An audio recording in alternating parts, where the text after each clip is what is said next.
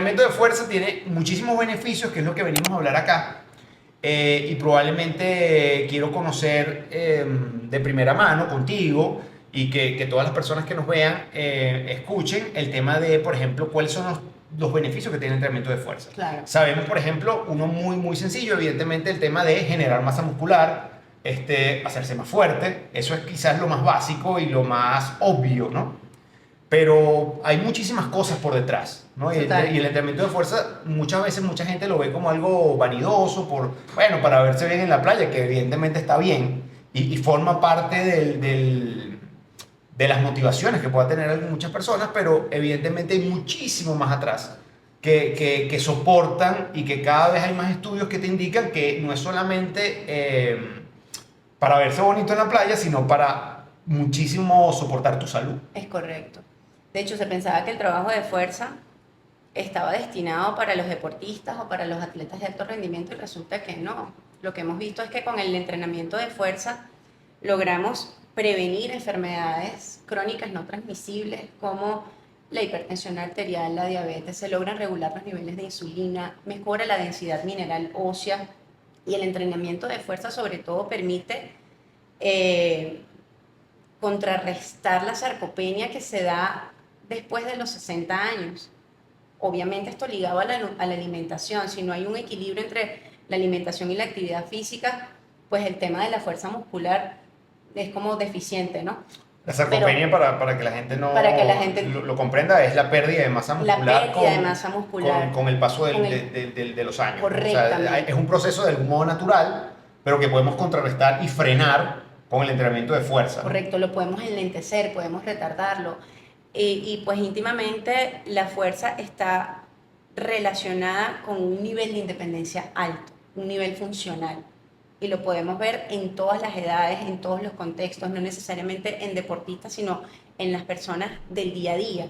No necesariamente tienen que ser deportistas o atletas de alto rendimiento para poder incorporar el ejercicio de fuerza. De hecho, el Colegio Americano de Medicina Deportiva recomienda el trabajo de fuerza de 2 o 3 veces por semana, así como se recomienda el ejercicio cardiometabólico para mantener todo el sistema cardiovascular en óptimas condiciones, que sugieren entre 150 y 300 minutos de trabajo semanal y que lo puedes dividir de diferentes formas a diferentes intensidades por semana, pues recomiendan el trabajo de fuerza muscular a cualquier adulto sano.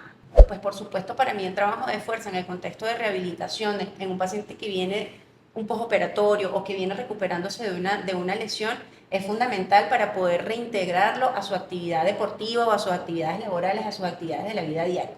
Pero en el común denominador, en las personas que no necesariamente son deportistas de alto rendimiento, el trabajo de fuerza es indispensable para prevenir lesiones, para mejorar la salud ósea, para mejorar todo lo que tiene que ver con el sistema, incluso a nivel endocrino, cómo se regulan los niveles de glucosa y de insulina con el trabajo de fuerza. Desarrollamos un programa que se llama Adulto Mayor Activo. Vimos que nuestro método de entrenamiento no solo nos permitía rehabilitar o nos permite rehabilitar deportistas, personas activas, incluso atletas de alto rendimiento, sino que además nos permitió rehabilitar adultos mayores más rápido y con un mayor nivel funcional, incorporando el trabajo de fuerza dosificado, individualizado. Entonces veíamos que estos pacientes que llegaban con una marcha alterada, con bastón y adoloridos, pues comenzaron a tener menos dolor, comenzaron a dejar el bastón y comentarios como, doctora, ya puedo subir mejor las escaleras, ya puedo bajarlas con mayor seguridad y sin dolor,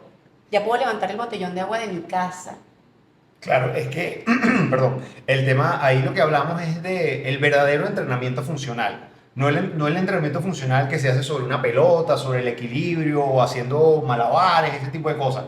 Básicamente, esas personas mayores, ese abuelito, probablemente hizo una sentadilla, a lo mejor no con una barra en la espalda, pero sí con una pesa acá o alguna modificación de sentadilla, alguna modificación de peso muerto, o de una bisagra de cadera que le permitió fortalecer sus cadenas musculares para posteriormente ser más funcional en su vida cotidiana. Correcta. No es que, no sé, va a correr el maratón o va a hacer alguna cosa, simplemente el señor lo que necesita es levantar su botellón y ponerlo porque básicamente no tiene más nadie que lo haga y necesita poder hacerlo. Entonces, eso parece un milagro en cierto sentido, pero es muy importante que esas personas puedan entrenar a su medida, a su forma, con las adaptaciones que lo requieran, pero que puedan fortalecerse. Creo que hay estudios que indican que no importa la edad, pero siempre puede generar masa muscular. Correctamente. Entonces eso de algún modo nos invita a que no importa la edad, no importa el momento de la vida, pero es importante entrenar.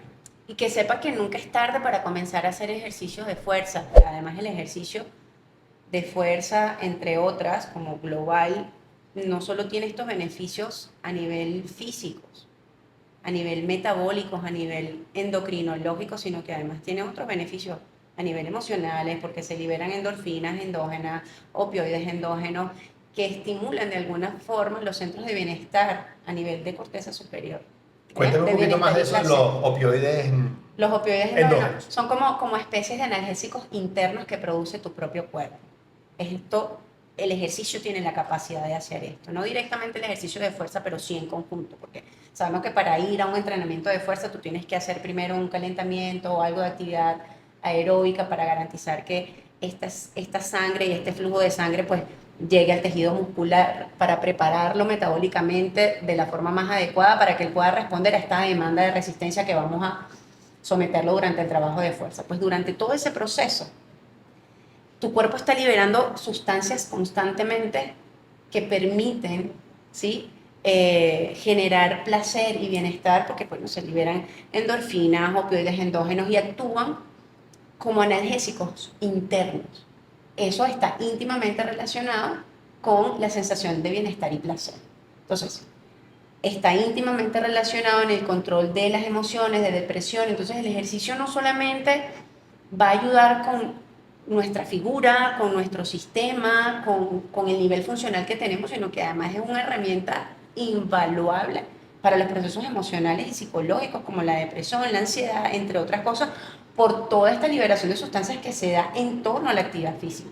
Y que además entiendo que la persona, al sentirse quizás más capaz de hacer X cosas, evidentemente levantar una carga o mejorar en X carga, whatever, o sea, como las personas que van entrenando se dan cuenta que pueden ir mejorando en su sentadilla, en su peso muerto, en X, en cualquier métrica que pudiera a lo mejor considerarlo un poquito banal, ¿no? Correcto. Pero vas mejorando y vas viendo que puedes cargar más, que puedes hacer muchas cosas. Eso repercute en la confianza que tiene la persona sobre sí misma, pues. Claro. Que puedo hacer más. Puedo hacer más. Puedo hacer más. Entonces, evidentemente, eso se transmite a otros ámbitos de su vida. Una de las cosas importantes es que la gente que está viendo el podcast, etcétera, sepa que la escápula, ¿okay?, es parte de los huesos que componen el hombro. ¿Okay? El hombro tiene una particularidad que es una articulación que tiene mucha movilidad. Y para tener tanta movilidad se vale más de estructuras musculares, ligamentarias y de partes blandas que de huesos, a diferencia de otros sitios donde los huesos son prácticamente la articulación. Okay. La escápula es un hueso que tenemos aquí atrás. Okay. Conocida como la paleta como o el omóplato, el omóplato, okay. Como los abuelos le decían así. Con el otro huesito que tenemos aquí, que es el húmero, okay, con la clavícula, y entre ellos tres forman la articulación del hombro. ¿Qué es lo que pasa? La articulación del hombro tiene muchos músculos que la ponen en funcionamiento. Hay unos que están propiamente dentro de la articulación y la gran mayoría están en la parte de atrás como parte de esa escápula. ¿Por qué razón? Porque la escápula es prácticamente uno de los soportes más grandes que tiene la articulación del hombro para mantener su estabilidad mientras se está moviendo el húmero y mientras se está moviendo el brazo. ¿Okay? Entonces, actualmente se sabe que la escápula estaba muy olvidada, se ha ido descubriendo su importancia, o sea, nunca dejó de estar como parte de las patologías o de las enfermedades que uno ve en el hombro.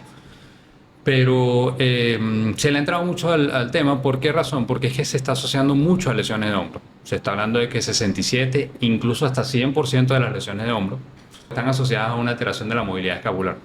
¿Okay? Lo vemos a diario, hermano. Y muchas veces las recargas de función y los dolores vienen más por los músculos que están pegados a esa escápula que propiamente por algo que está pasando dentro del hombro. ¿Okay? No por eso quiere decir que no tienen importancia el resto de las lesiones que uno tiene dentro del hombro, pero sí le estamos enfocando mucho más a eso. Entonces, ¿qué se está haciendo actualmente? Bueno, actualmente siempre metíamos la escápula dentro de la evaluación física que uno hace de la persona. ¿Ok? Cabe destacar que no es una evaluación física que uno hace únicamente a personas que se cayeron, que tienen una lesión del manguito rotador, que es uno del grupo de los músculos que está en el hombro, o alguna otra lesión importante, sino también muchas veces son deportistas, me ha pasado, ¿ok?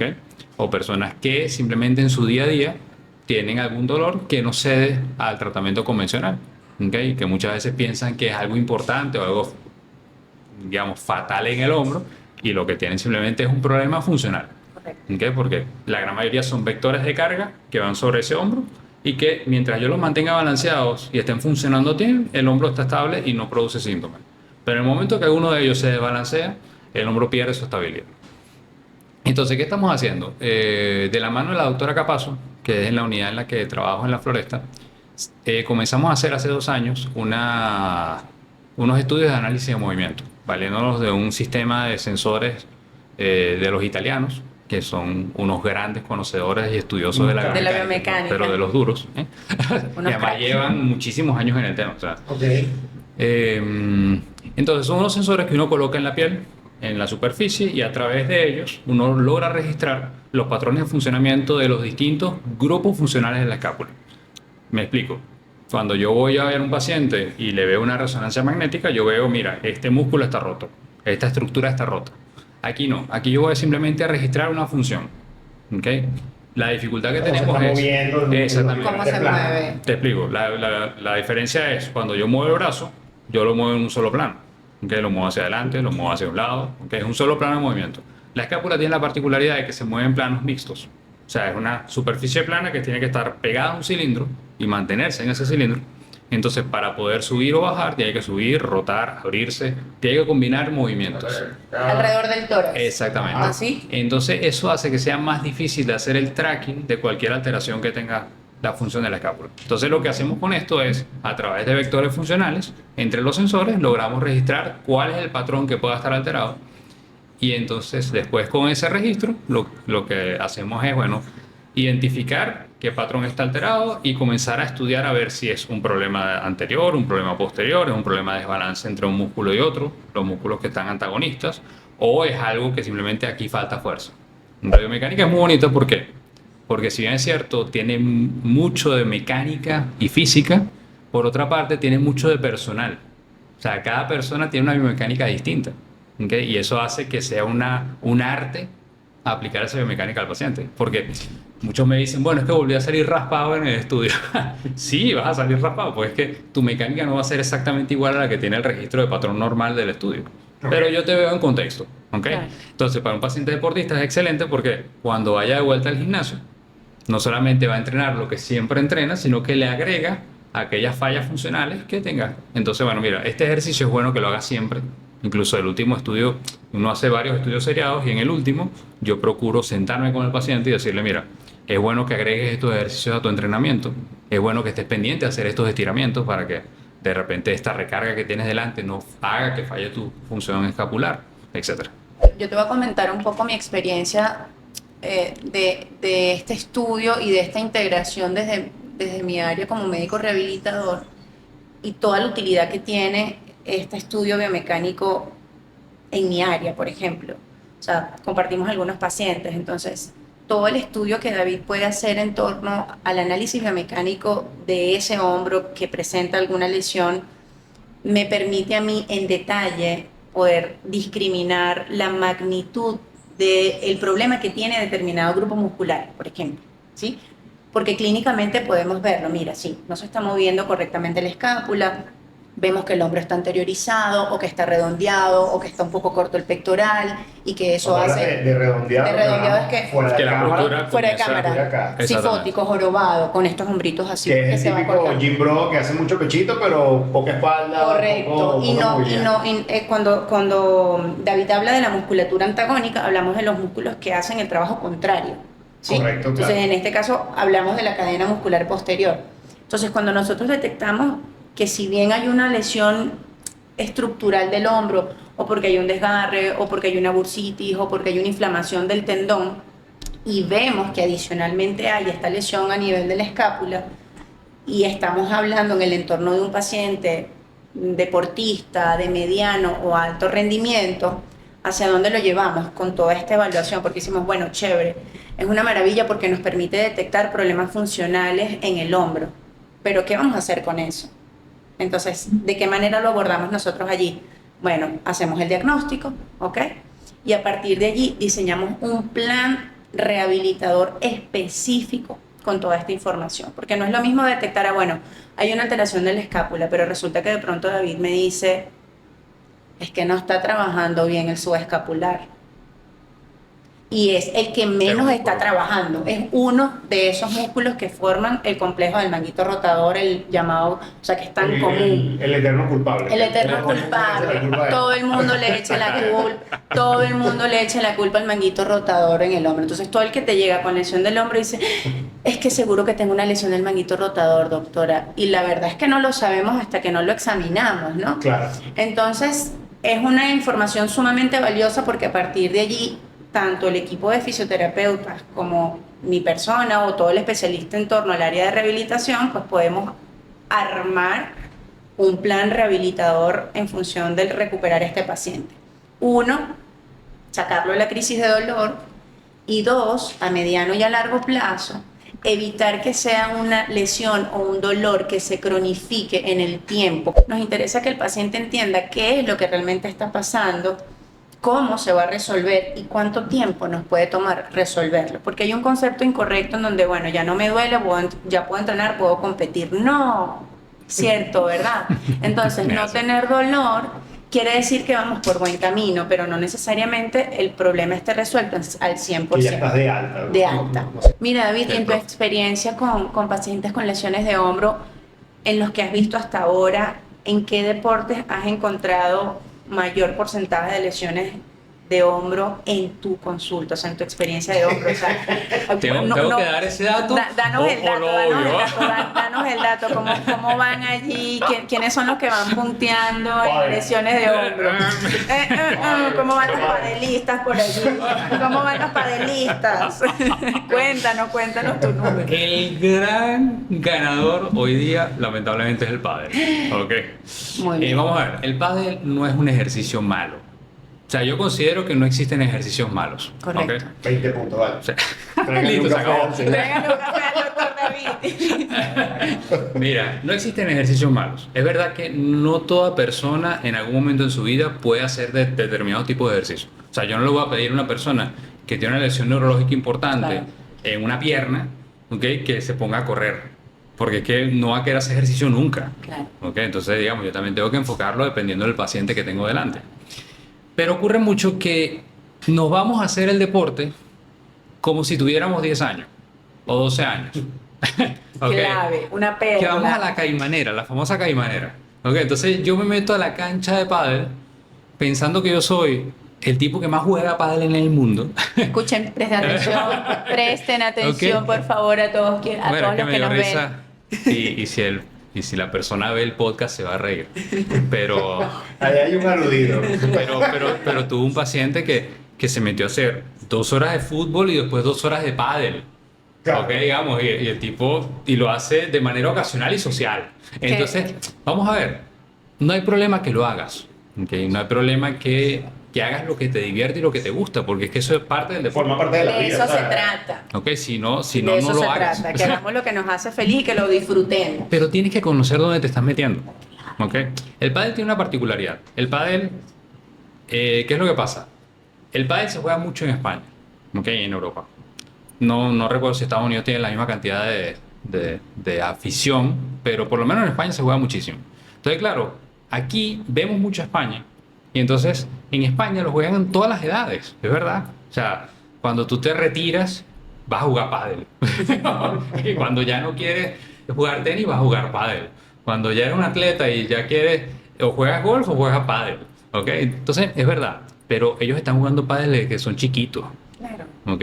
Yo ahorita Claro. quiero meterme en una cancha a los 40 años, que es una edad joven, a los 50 años, que es una edad joven, Claro. a los 60 años, que actualmente es una edad joven. Siguen siendo jóvenes, Ok. claro que sí. Pero claro, que te quieres meter en una cancha de pádel a jugar a toda intensidad, sin conocer primero bien qué significa jugar pádel, y sin después estar acondicionado para eso. No hay una Es que preparación justamente previa entraste a para... la cancha de pádel a los 50, pero no tienes 20 que no haces nada. Exactamente. Y además, más todavía en plan de caimanera, porque en plan de caimanera ni caliento antes del pádel, ni estiro después del pádel. O sea, porque después del pádel viene la cerveza y se acabó el pádel. Claro, porque además es un Exacto. espacio de mucha interacción social, es muy sociable. Exactamente. Y pierden como la noción de cuántos partidos hacen en un día. Me llegan en consulta y cuántos partidos hiciste el día que te dolió el hombro. Entonces hacen así y empiezan a ver arriba a los lados y te dicen, fueron 10 partidos. Mi vida, claro, cualquier persona que haga 10 partidos en un día le va a doler algo. Exactamente. Y, que no, y como que la euforia y la emoción de la situación los lleva a... Entonces, por supuesto, Entonces, hay una ¿cuál es la sobrecarga, un dificultad del pádel? sobreuso. ¿Cuál es la dificultad del pádel? Que el pádel, tú estás jugando con una pelota y una raqueta en planos muy diferentes. O sea, tú vas a buscar la pelota en distintos planos y juegas en distintos planos. ¿Por qué? Porque todo vale. O sea, digamos, tiene mucho menos reglas que un tenis. Ok. Que el tenis tienes que mantenerte dentro de la cancha y tal, no sé qué. No, esto tiene menos reglas que un tenis. Entonces, la gente a veces piensa, no, que es solamente un problema de la rodilla. No, es problema de todo. O sea, tú necesitas una condición del cuerpo buena para ir a buscar esas pelotas. Esa condición no hace falta hacer grandes cosas para lograrlo. Claro, no necesita... Exactamente, o sea, pero tienes que tenerlo en mente. ¿Por qué? Porque si te vas a meter en una cancha de pádel, hazlo bien, para que Claro. puedas disfrutarlo y no te genere una so- lesión que y después sobrevivir a él, como estábamos hablando, que lo disfruten, prevenir lesiones correctamente. Entonces, vamos a ver, uno quisiera como médico también poder ver, o sea, que te pudiera acudir cualquier tipo de pacientes que simplemente, mira, quiero meterme una cancha de pádel y quiero saber si estoy en condiciones para hacerlo. ¿Ok? Pero sería genial, ideal. Obviamente sabemos que no es así. No va a pasar, ¿Ok? claro. Porque, bueno, el ir a una consulta cuesta, es un costo adicional para el paciente. Claro. ¿Ok? Entonces yo no voy a ir si no tengo nada. Lógicamente. Exacto. Y probablemente acompañar esa intención de jugar pádel con un entrenamiento previo, Exactamente. probablemente tampoco, porque también cuesta. Exactamente, porque tengo que agregarle al entrenador de pádel o al alquilar la cancha el entrenamiento en un El gimnasio. gimnasio, que a lo ¿Ok? mejor no Y además hacía en el antes, gimnasio, si vas a un gimnasio que no tengas suerte en el cual un entrenador te vea que estás haciendo algo mal y te corrija, entonces tienes que agregarle el entrenador.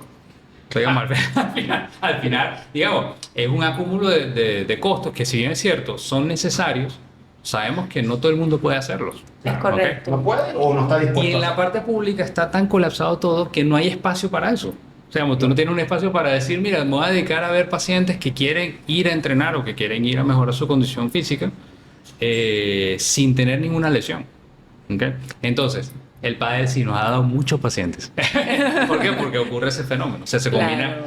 el Y es muy fácil de jugar, es divertido, entonces evidentemente la gente se y adhiere es al muy deporte social. como- Y es Es muy muy social. social. Eso también le da mucha facilidad. Bueno, que esto como lo que estamos haciendo nosotros sea un espacio para esta población que de pronto no se ha iniciado en algún deporte y el que quiera o esté pensando iniciarse en el pádel, pues que tome esto en cuenta para comenzar un plan de acondicionamiento previo antes de iniciarse en la práctica. Quizás no pueden ir a una consulta tan especializada como las nuestras, en donde podamos darle datos muy específicos, pero que lo tengan ya en mente, como dices tú, David, para incorporarse a esta actividad en mejores condiciones y que puedan prevenir lesiones que ya, como tú muy bien lo dijiste, son muy frecuentes. La persona tiene muchísimas características, tiene su edad de entrenamiento, tiene su edad biológica y tiene su tolerancia psicológica a las cosas, ¿ok?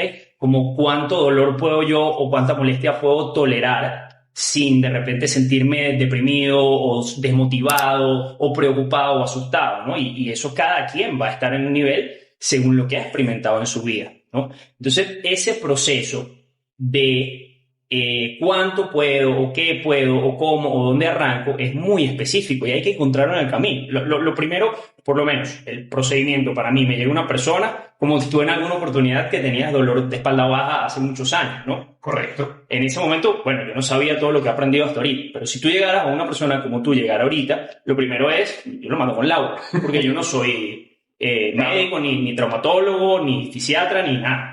Entonces yo necesito una evaluación médica y un ok médico para arrancar a trabajar y si hay alguna contraindicación. Eso es lo primero. Y a partir de ahí, ese proceso es un poco de ensayo y error. Uno entiende cuál es el punto de partida de cada función, de cada movimiento, de cada patrón que puede hacer el cuerpo. Y según dónde esté la persona, tú vas a decidir dónde comenzar y a qué velocidad progresar. Y a veces el cuerpo te dice, no, mira, muy, muy rápido. Y damos un pasito para atrás o a veces el cuerpo evoluciona más rápido y te permite ir avanzando, ¿no? Pero eso es algo específico a muchísimas cosas de la persona. Bueno, y ni siquiera hemos hablado de lo más importante. ¿Para qué quiere esa persona moverse? ¿De qué se está quejando? Es que yo no puedo levantar el brazo. ¿Ok? ¿Para qué levanta el brazo? ¿Por qué? Eso es lo primero, ¿no? O sea, ¿cuáles son tus objetivos? ¿Cuál es tu prioridad? ¿Para qué quieres usar el cuerpo? Porque se habla mucho de que el fitness es esto. El que levanta peso dice, no, levanto 1000 kilos, soy el hombre más fit del mundo. Sí, pero de repente a una persona que quiere ser, que su diversión es correr por las montañas, no le sirve para nada levantar 1000 kilos. Eso lo va a hacer sentirse la persona menos fit del mundo porque va a ser lento. No tiene nada que ver con sus objetivos. Entonces, Claro. ¿cuál es el fitness? Para mí, y es el concepto que yo manejo hoy en día, que tuve el concepto de CrossFit, el concepto de el concepto del mundo peleando qué es fitness o quién es más fit. Para mí tú tienes que ver el objetivo de la persona y fitness va a hacer que esa persona pueda cumplir sus objetivos de la mejor manera posible, entrenar su cuerpo y prepararse para poder hacer lo que él quiere hacer en la vida. Eso es el Muchas verdadero veces, fitness. y ahí viene una parte importante de nosotros como entrenadores o entrenadores personales, que es tratar de darle forma a ese camino que ellos quieren, ¿no? Porque a veces ellos creen que quieren algo, quieren el cuerpo perfecto y la cuestión Claro. y todo, que además eso, bueno, en otros detalles toma muchísimo tiempo.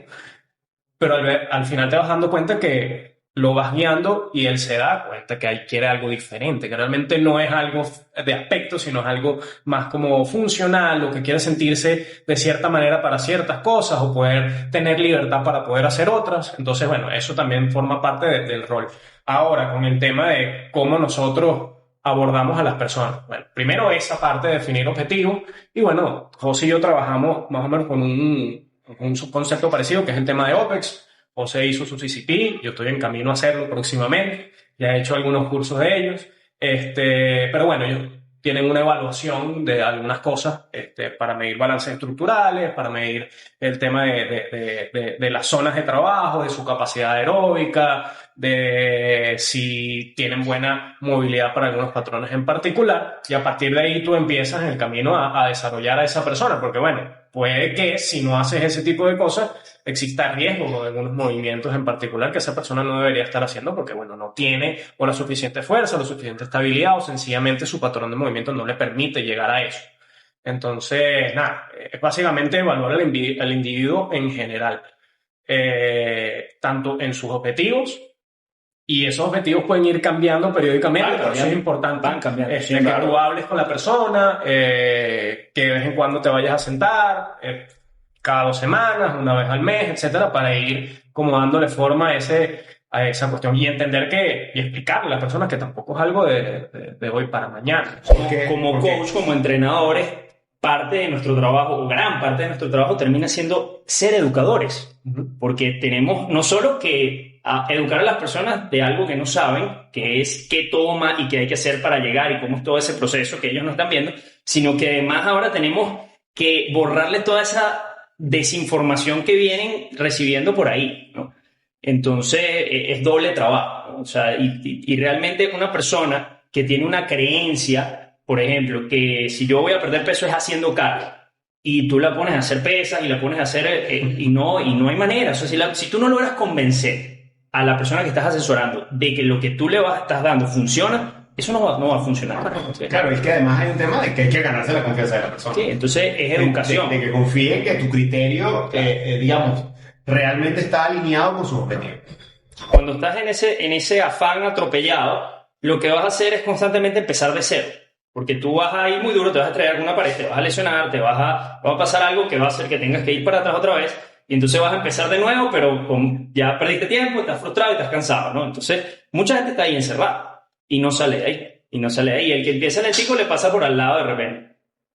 Es una conversación, bueno, dura que habría que tener con algunas personas, sobre todo aquellas personas que quieren competir y quieren hacer un conjunto de cosas que, bueno, que evidentemente lleva tiempo. Que existe como una línea muy delgada entre las personas que llegan con ese afán o con alguna intención competitiva, en cuando este afán de competir es perjudicial para su salud en términos de entrenamiento. O sea, se sobreentrenan tanto que esta línea es súper delgadita. Ustedes con el trabajo que han venido haciendo y con esta visión más funcional y más orientada hacia la calidad de vida e impulsar los objetivos de las personas, ustedes han hecho que esa línea en el entorno de las personas que llegan allí sea más grande, ¿sí? Porque es un trabajo con más conciencia, ¿sí? Entonces es ahí cuando yo les digo que los entrenadores se convierten en aliados del sector salud. ¿Por qué? Porque hay un trabajo consciente de una preparación previa. O sea, no es simplemente alcanzar los objetivos que tú quieres en el tiempo que tú quieres, sino que mira, ya va. Ustedes son el ente regulador para el común denominador.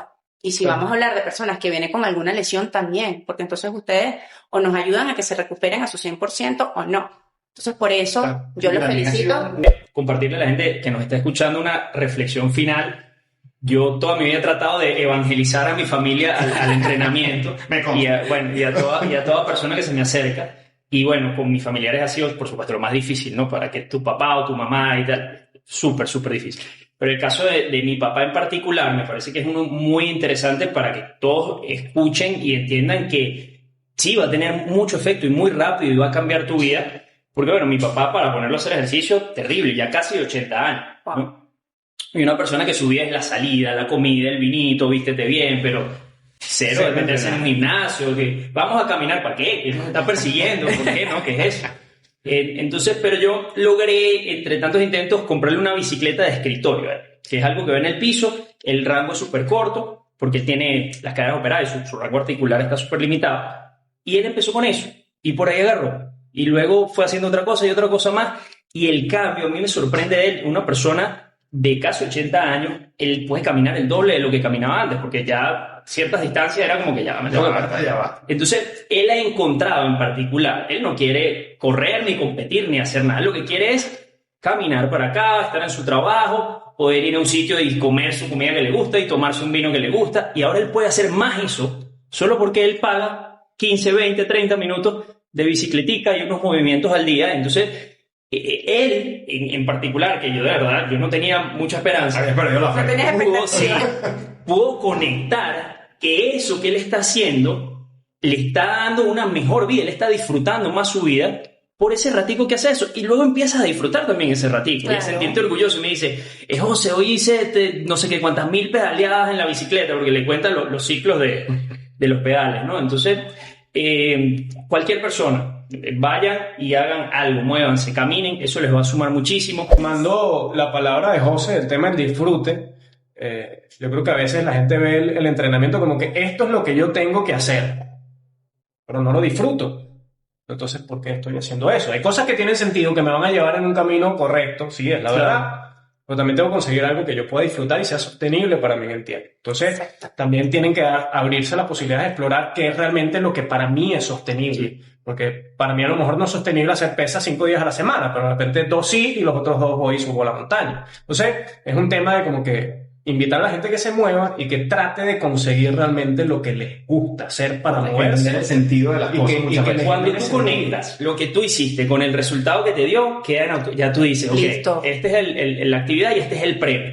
Pero al principio no va a ser así. Al principio tienes que hacerlo como dice Dani. Bueno, el primer día va a ser una penitencia. Tipo, bueno, lo tengo que hacer y ya. Y luego eso, en algún momento vas a hacer el clic y vas a decir, ok, conecto esto con esto lo disfruto y esto va a ser sostenible. Claro. Y llega un momento donde personas inclusive ya no conciben su vida sin poder hacer ese tipo de cosas, sin poder hacer ejercicio. Ahí es cuando ya tú dices, ok, ya. Lo enganchamos. Se vuelve un hábito. Se hizo el gano. Se hizo el trabajo. Esa es la palabra clave. Se volvió un hábito. Se volvió un hábito. Se volvió. Y yo hemos entendido que un movimiento, porque exista, no necesariamente se tiene que hacer.